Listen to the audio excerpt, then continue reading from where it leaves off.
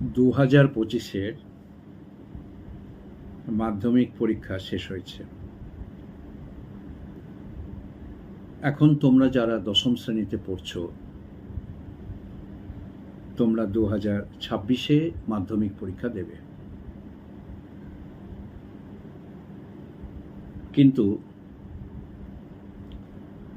দেখবে দেখতে দেখতে সপ্তাহ মাসগুলো চলে যাবে।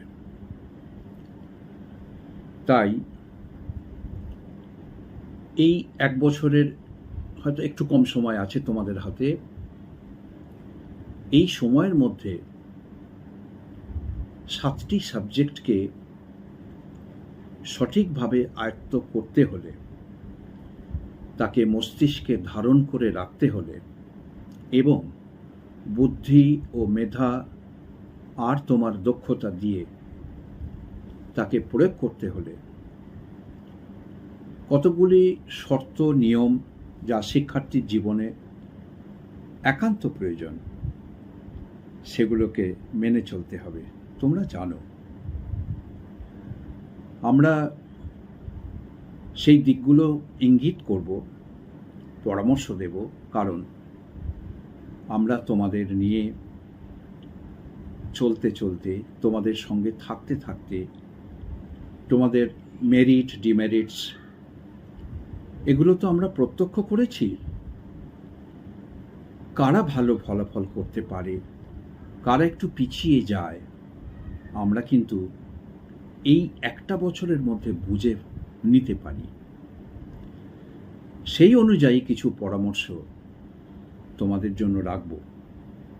তোমরা জানো যে সারা পৃথিবীতে একটা টাইম ম্যানেজমেন্ট এখন খুবই গুরুত্বপূর্ণ বিষয়, আর তোমাদের ক্ষেত্রে তো বটেই। একেবারে সময় ধরে, যাকে বলা হয় যে ঘড়ি ধরে নির্দিষ্ট নিয়মে, অর্থাৎ সপ্তাহের প্রথম দিন যদি সোমবার হয়, তাহলে সেই সপ্তাহে রবিবার পর্যন্ত এই রুটিনের হেরফের করা যাবে না। এই একটা বছর তোমরা দেখবে, যাদের তোমরা খুব সফল ব্যক্তি বলে মনে করো, সে তোমার আত্মীয় হতে পারেন অথবা তোমার পরিবেশের কোনো গণ্যমান্য ব্যক্তি হতে পারেন। একটু খোঁজখবর করে দেখবে, তারাও কিন্তু একদিনে শীর্ষে পৌঁছননি। ধাপে ধাপে একটু একটু করে আর কঠোর পরিশ্রম, অধ্যবসায় এবং স্যাক্রিফাইস, এগুলো তারা করেছিলেন বলেই কিন্তু আজকের এই জায়গায় পৌঁছতে পেরেছেন। তুমি হবে না কেন? তুমি যদি ঠিক সেইভাবে চলতে পারো, তাহলে দেখবে যে ফাইনাল এক্সাম যখন শেষ হবে, তোমার অ্যাবসলিউট একটা স্যাটিসফ্যাকশন আসবে। আর যখন রেজাল্ট বেরোবে, তখন তো প্রত্যাশা অনুযায়ী মার্কশিট তো হাতে পাবেই। আজকে আমার একেবারে ইন্ট্রোডাকশন কিছু কথা তোমাদের জন্য রাখছি।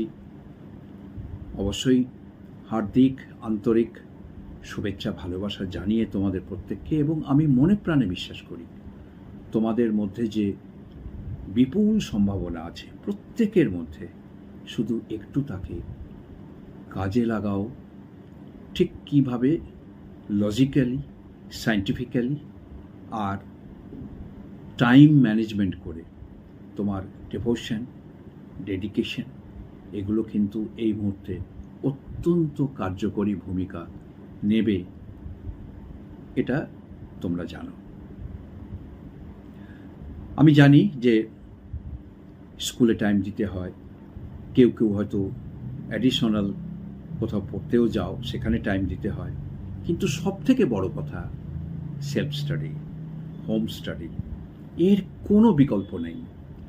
এবং তুমি তোমার এই সেলফ স্টাডিতে যত বেশি অনুশীলন চর্চা করবে, সেগুলো কিভাবে করবে, কোন সাপোর্টে করবে, সেগুলো পরপর আমরা আসব ধাপে ধাপে। মন দিয়ে শুনবে। আজকে ফার্স্ট এপিসোডে শুধু এইটুকু বললাম, তোমার সাফল্য কিন্তু তোমার নিজের হাতে। আজ এইটুকুই। নেক্সট এপিসোডে একেবারে কি পয়েন্টস করে তোমাদেরকে জানাবো কি করা উচিত আর কোনগুলো অ্যাভয়েড করা উচিত বা কোন ভুলগুলো সাধারণত তোমরা করে থাকো, কেমন?